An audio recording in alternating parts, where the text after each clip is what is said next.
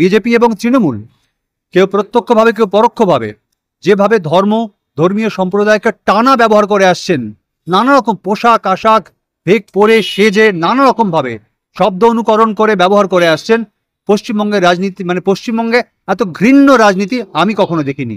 লালেদের হাল ফেরাটা আমার কাছে ইস্যু নয়। লালেদের হাল না ফিরলে মানুষের হাল ফিরবে না, তাই মানুষের হাল ফেরাতে গেলে লালেদের হাল ফেরানো জরুরি। দেখুন, জয় নিয়ে আশাবাদী প্রচন্ড আশাবাদী একটাই কারণে বলবো যে পশ্চিমবঙ্গের মানুষ এত বোকা নয়। দীপশিতার মতো প্রার্থী, সে যদি রাজনীতিতে না এসে পড়াশোনা করে চাকরি বাকরি করে চাইলে যথেষ্ট আরামে জীবন কাটাতে পারত, ওর যা শিক্ষাগত যোগ্যতা আছে।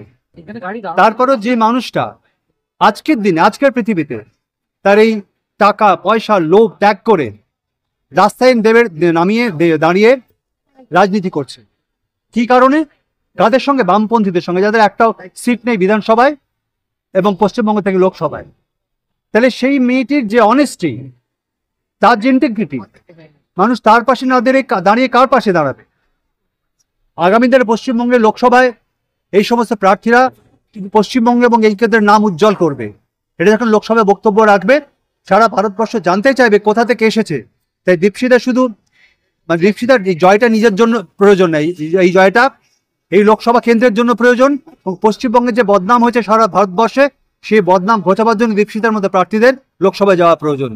দারুণ প্রভাব ফেলবে। তার কারণ আমরা বহুদিন থেকে বহু মানুষ বলছিলেন যে তরুণ কোথায়, তরুণরা কোথায়, এবং এমন এমন তরুণ যে ছেলেমেয়েরা এসেছে তাদের প্রত্যেকের কথা বলছি, তারা চাইলে রাজনীতিতে না এসে অন্য পেশায় চাকরি বাকরি করে স্বাচ্ছন্দ্যে জীবন কাটাতে পারত। তারপরেও যখন তারা পথে নেমেছে, তাই আমরা যারা বড়, আমাদের দায়িত্ব তাদের হাত শক্ত করে ধরা। আমার বিশ্বাস পশ্চিমবঙ্গের মানুষ তাদের দায়িত্ব পালন করবে এবং সমস্ত জায়গায় তাদের হাত শক্ত করবে। অসুস্থ মানসিকতা প্রকাশ। দেখুন, রাজনীতি ভোট আসবে, ভোট চলে যাবে, কিন্তু কথাগুলো থেকে যাবে। এবং উনি প্রাক্তন মুখ্যমন্ত্রী বুদ্ধদেব ভট্টাচার্য সম্পর্কে যে মন্তব্য একসময় করেছিলেন, পশ্চিমবঙ্গের মানুষ ছিছি করেছিল এবং যার জন্য পরে উনি বাধ্য হয়ে ক্ষমা চেয়েছিলেন, ভুল স্বীকার করেছিলেন। আমার বিশ্বাস উনি আজকে যে কথা বলছেন তার জন্য পরবর্তীকালে উনি নিজেই অনুতপ্ত হবেন এবং পশ্চিমবঙ্গের মানুষ ওনাকে এর জন্য যা যোগ্য জবাব সেটা দিয়ে দেবে। না, রাজনীতিটা তো আসলে একটা শ্রেণীর মানুষের কাছে ব্যক্তি স্বাচ্ছন্দ্য, ব্যক্তি সুখের জন্য। সেখানে নীতি, আদর্শ, নৈতিকতা, সততার তো কোনো আর জায়গা নেই। যে সততা, যে নৈতিকতা নিয়ে বামপন্থীরা লড়াই করছে, উল্টো দিকে কোথায়? প্রত্যেকের একটাই তো উদ্দেশ্য, বিপুল টাকা রোজগার করা, গরিব মানুষের হাতে কিছু ভাতা দিয়ে তার বদলে নিজেরা কোটি কোটি টাকার মালিক হবে। এই তো পশ্চিমবঙ্গের অর্থনীতি। তাই এখানে কেউ তো বন্ধু নেই, কেউ তো ভাই নেই। যখন যাকে প্রয়োজন তখন তাকে তারা ব্যবহার করছে। সেই একই অভিনেতাকে কখনো ব্যবহার করেছে ভোটের প্রয়োজনে, আবার সেই অভিনেতাকে যখন মনে হয়েছে প্রয়োজন নেই, গাড়ি থেকে নামিয়ে দিচ্ছে।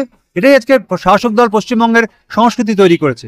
এই সব কিছুর বিরুদ্ধে রুখে দাঁড়াতে গেলে আমার বিশ্বাস যে আগামী যে নতুন প্রজন্ম আসছে তারা এটা পারবে, তাই তাদের হাত শক্ত করা উচিত। মিছিলের কর্মীরা অসম্ভব তারা উদ্দীপ্ত, তারা যে উৎসাহ নিয়ে এগিয়ে এসেছে মিছিলে, আমার বিশ্বাস তারা নিজেরা বুঝতে পেরেছে যে কে তাদের বন্ধু, কি তাদের বন্ধু নয়। আগামী দিনে তারা বুঝতে পেরেছে তাদের অবস্থা রাতারাতি পরিবর্তন কেউ করতে পারবে না, কিন্তু যে অবস্থায় তারা আছে সেখান থেকে একটু ভালো থাকতে গেলে, অবস্থার পরিবর্তন গেলে দীপশিতার মতো প্রার্থীদের দরকার, যাদের শিক্ষা আছে, চেতনা আছে, অনেস্টি আছে, এই মানুষগুলোকে দরকার। তাই তারা কারখানা থেকে ছুটে এসে দীপশিতার হাত শক্ত করছে। এই ভারতবর্ষর আমি কল্পনা করতে পারি না।